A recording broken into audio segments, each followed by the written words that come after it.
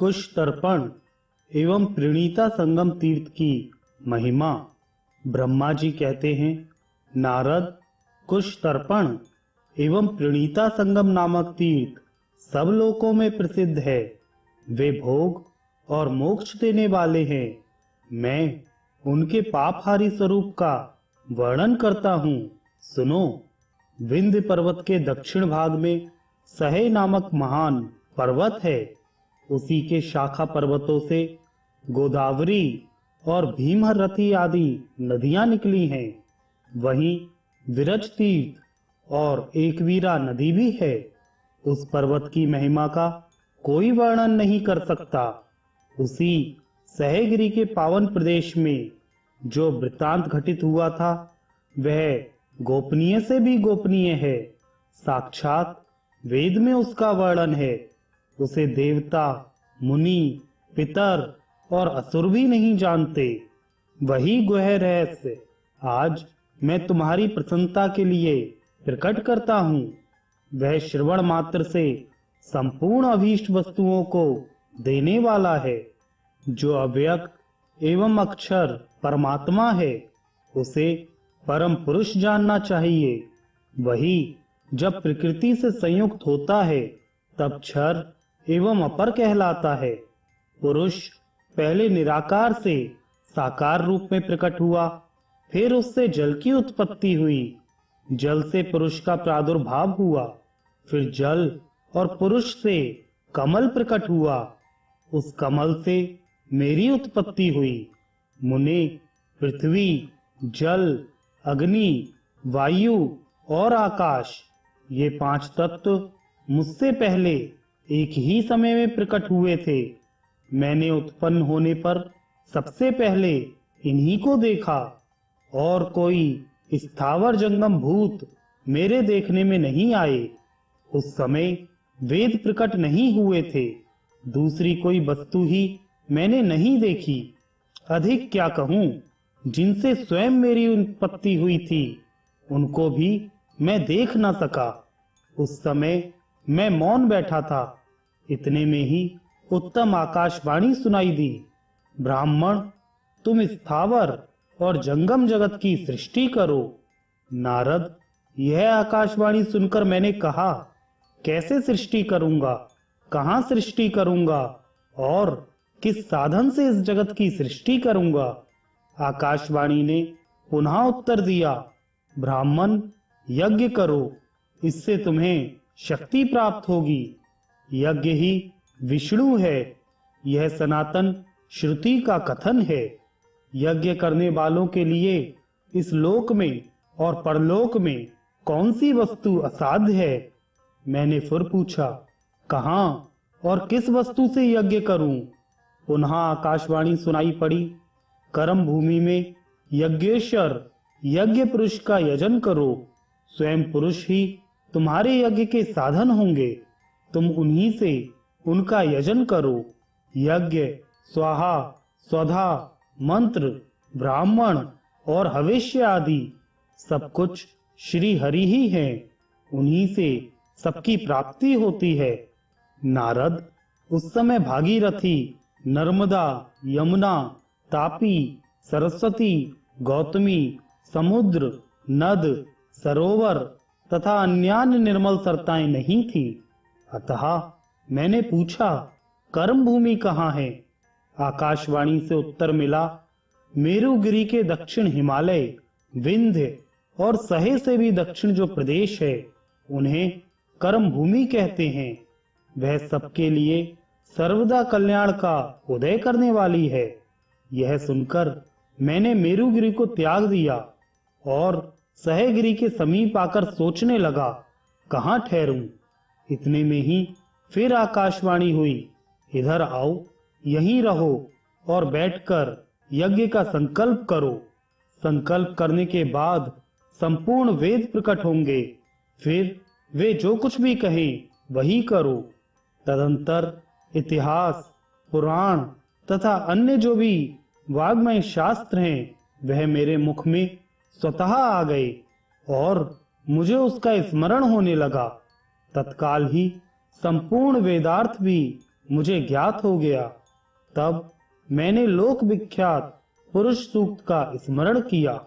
वेद में जो यज्ञ की सामग्री बताई गई थी उसके अनुसार ही मैंने उसकी कल्पना की। वेदोक्त प्रकार से ही यज्ञ पार्थ भी कल्पित हुए। मैंने जहां पवित्रता और संयम पूर्वक बैठकर यज्ञ की दीक्षा ग्रहण की, वह मेरे यज्ञ का स्थान मेरे ही नाम से प्रसिद्ध हुआ। वह ब्रह्मगिरी कहलाने लगा। ब्रह्मगिरी से पूर्व की ओर 84,000 योजन तक मेरे यज्ञ का स्थान है। उस भूमि के मध्य भाग में वेदी थी तथा दक्षिण भाग में गहारपत्य अग्नि की स्थापना हुई। इसी प्रकार एक और आह्वानीय अग्नि की प्रतिष्ठा की गई। श्रुति में यह कहा है कि बिना पत्नी के यज्ञ सिद्ध नहीं होता। इसलिए मैंने शरीर के 2 भाग किए। पूर्वार्ध से मेरी पत्नी प्रकट हुई, जो यज्ञ सिद्धि के लिए सहधर्मिणी बनी। उत्तरार्ध से मैं स्वयं पुरुष रूप में स्थित हुआ। श्रुति भी कहती है पत्नी आधा अंग है।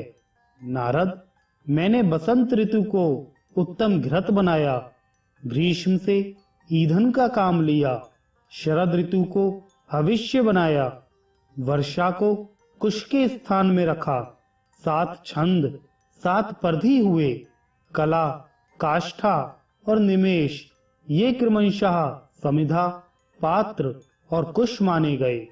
जो अनादि और अनंत काल है वही यूप के रूप में कल्पित हुआ। इसके बाद पशु बांधने के लिए रस्सी की आवश्यकता हुई।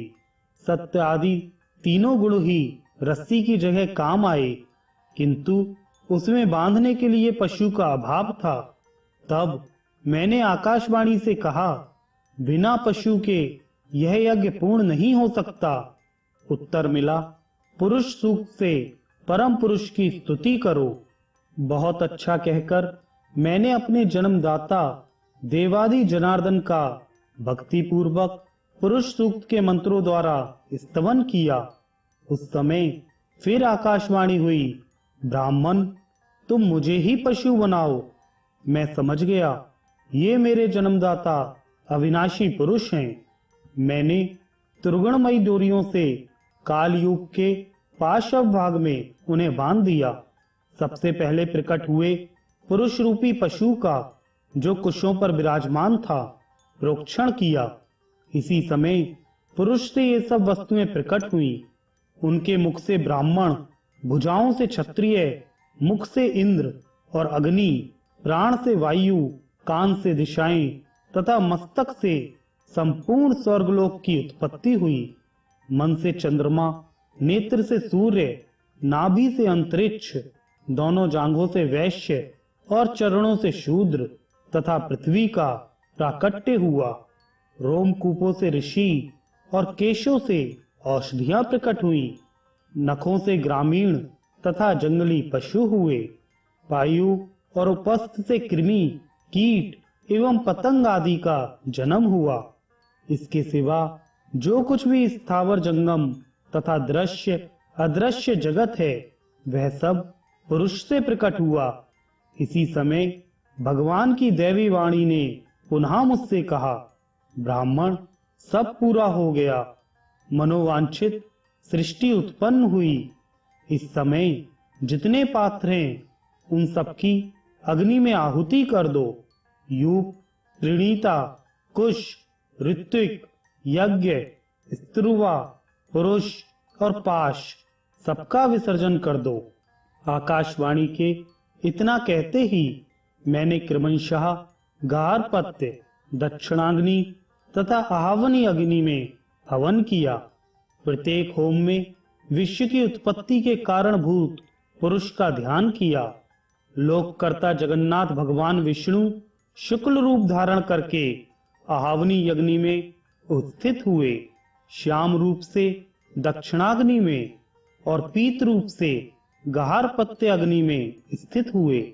उन सभी देशों में भगवान विष्णु का नित्य निवास है। कोई ऐसा स्थान या वस्तु नहीं है जहां विश्व योनि भगवान विष्णु ना हो। उस यज्ञ में मंत्रों द्वारा मैंने प्रणीता पात्र का भी संपादन किया था। वह प्रणीता का जल ही प्रणीता नदी के रूप में परिणित हुआ। फिर कुशों से मार्जन करके प्रणीता का मैंने विसर्जन कर दिया। मार्जन करते समय जो प्रणीता के जल की बूंदें इधर उधर गिरी, वे गुणवान तीर्थों के रूप में प्रकट हुई। वे तीर्थ स्नान करने से यज्ञ के फल देने वाले हैं। देवाधिदेव भगवान विष्णु ने जिसे सदा सुशोभित किया है, वह गौतमी वैकुंठ धाम पर पहुंचने के लिए सीढ़ियों की पंक्ति है। समार्जन करने के बाद जहां कुश इस पृथ्वी पर गिरे थे, वह स्थान कुश तर्पण नामक तीर्थ हुआ, जो बहुत पुण्य फल देने वाला है। मैंने विंध्य पर्वत के उत्तर जहां यूप खड़ा किया था, वह स्थान भगवान विष्णु का आश्रय बना तथा वह यूप अक्षय वट के रूप में परिणत हुआ। वह वृक्ष नित्य एवं काल स्वरूप है और स्मरण करने मात्र से यज्ञ का पुण्य देने वाला है। मेरे यज्ञ का मुख्य स्थापन यह दंड कारण है। जब यज्ञ पूरा हुआ, तब मैंने भक्ति पूर्वक भगवान विष्णु को प्रसन्न किया, जिन्हें वेद में विराट कहते हैं, जिनसे मूर्तिमान जगत की उत्पत्ति हुई है तथा जिनसे मेरा जन्म हुआ है। उन देव देवेश्वर भगवान विष्णु की आराधना करके मैंने उनका विसर्जन कर दिया। नारद, मेरे देव यजन का स्थान 24 योजन है। आज भी वहां 3 कुंड हैं जो यज्ञेश्वर स्वरूप हैं। तभी से वह स्थान मेरे देव यजन के नाम से प्रसिद्ध हुआ।